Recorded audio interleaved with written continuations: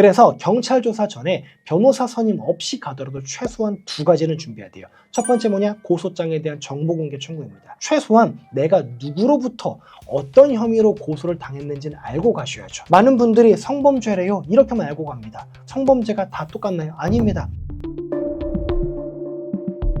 네, 여러분 안녕하십니까? 검사 출신 형사전문 변호사 법무법인 A파트의 용승호 변호사입니다. 오늘은 성범죄 경찰로부터 연락을 받은 후 첫 72시간이 여러분의 인생을 결정짓습니다 라는 제목으로 한번 간략하게 말씀 나눠보도록 하겠습니다. 경찰한테 처음 연락받으면요, 경찰이 이렇게 얘기합니다. 누구누구 씨 맞으시죠? 저는 무슨 경찰서의 무슨 수사관이라고 합니다.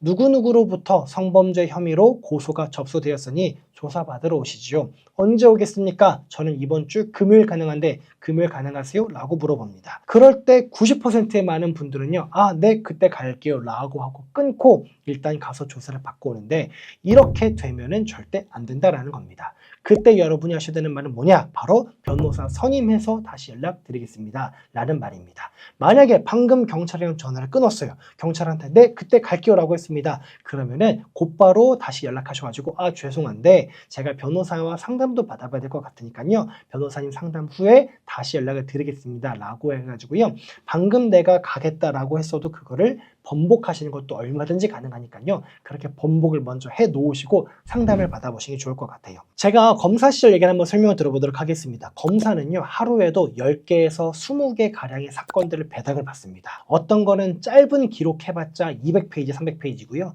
정말 두꺼운 기록하면요, 막 40권씩 됩니다. 그런데 검사가 그런 사건들을 처리할 때 1페이지부터 뭐 10,000페이지까지 다 볼까요? 그렇지 않습니다. 저도 그랬지만 처음에 검사가 보는 건 딱 두 가지입니다. 맨 앞쪽에 있는 경찰의 의견서. 그러니까 경찰은 고소인이 뭐라고 주장했고 피의자가 뭐라고 주장했는데 왜 이거를 혐의가 있다라고 봐서 송치를 했는지, 경찰의 의견이 담긴 의견서, 송치 결정서를 하나로 보고요. 두 번째는 뭐냐면요, 첫 번째 피의자 신문 조서입니다.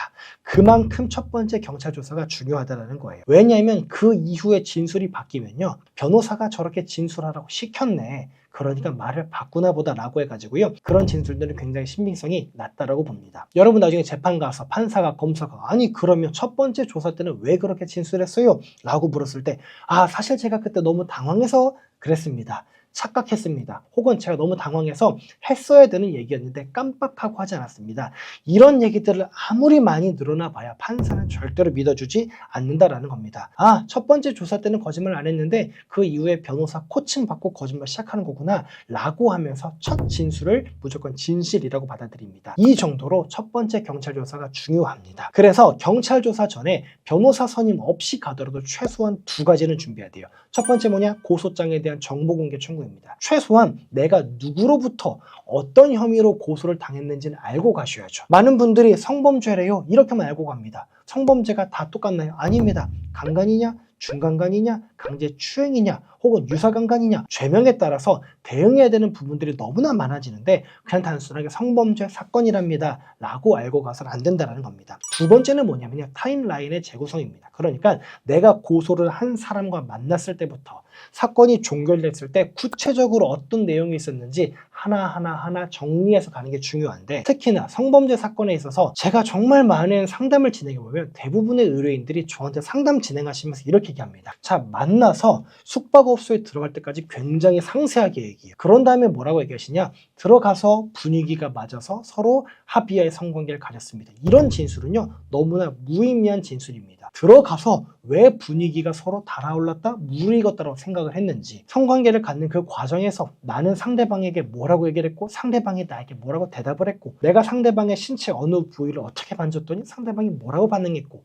그런 다음에 상대방은 나의 신체 어느 부위를 어떻게 만졌고 나는 또 어떻게 대응했고, 이런 것들을 디테일하게 정리를 해 나가야 되는데, 성관계라는 게 워낙 내밀하게 이루어지는 거고 다른 사람에게 설령 그게 범죄가 아니라 하더라도 다른 사람에게 구체적으로 설명하는 게 나쁘끄러운 일이다 보니까 변호사 앞에서도 경찰 조사를 가서도 그런 것들을 굉장히 축약해서 말씀들을 하시는데, 성범죄 사건에서는 절대 그래서는 안 되고 가능한 한 디테일하게 가능한 한 자세하고 정확하고 내가 기억할 수 있는 모든 내용들을 다 섞어서 타임라인을 재구성해야 된다는 겁니다. 그런 다음에 뭐가 필요하냐? 타임라인에 맞춰서 내가 어떤 진술을 할 거냐? 진술의 재구성이 필요하다는 거예요. 많은 분들께서 그냥 기억나는 대로 말하면 되겠지라고 생각하시는데 실제로는 그렇지 않습니다. 인간의 기억은요, 왜곡되기 마련이고요. 긴장하면 틀리기 쉽습니다. 특히 내가 반드시 해야 되는 유리한 말들이 있는데 그런 것들을 빼먹고 오는 경우도 너무나 많습니다. 그렇기 때문에 진술을 재구성할 필요가 있고요. 변호사가 해드리는 진술의 재구성은요, 없는 얘기를 하세요, 있는 얘기를 바꿔서 하세요, 그런 허위 진술을 교사하고 허위 진술을 알려드리는 게 아니고요. 이 복잡한 사실관계 안에서 어떤 내용을 진술해야 되는지,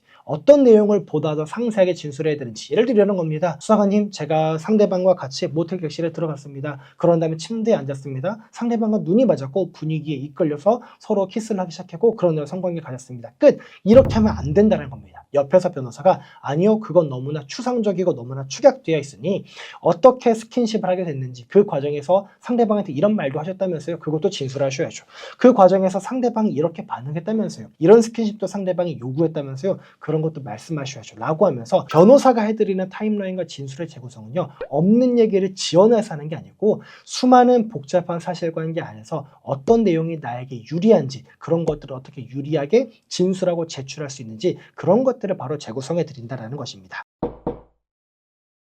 오늘 영상 한번 마무리 쳐보도록 하겠습니다. 수많은 기록이 있습니다. 그 중에서 검사는 첫 번째 피해자 신문 조서에 초점을 맞춥니다. 가기 전에요, 준비하셔야 될 것이 있습니다. 그런 다음에 가서 변호사가 어차피 대신 진술해 주는 것도 아닌데 내가 가서 있는 그대로 진술하고 오지 하고 오는 순간 사건은 꼬이고 억울하게 유죄 판결 받는 경우가 너무나 많으니까요. 반드시 성범죄로 고소가 접수되었다라고 말씀을 들으시는 순간 변호사 상담 받으셔가지고요, 변호사 통해서 억울함을 푸시기를 바라겠습니다.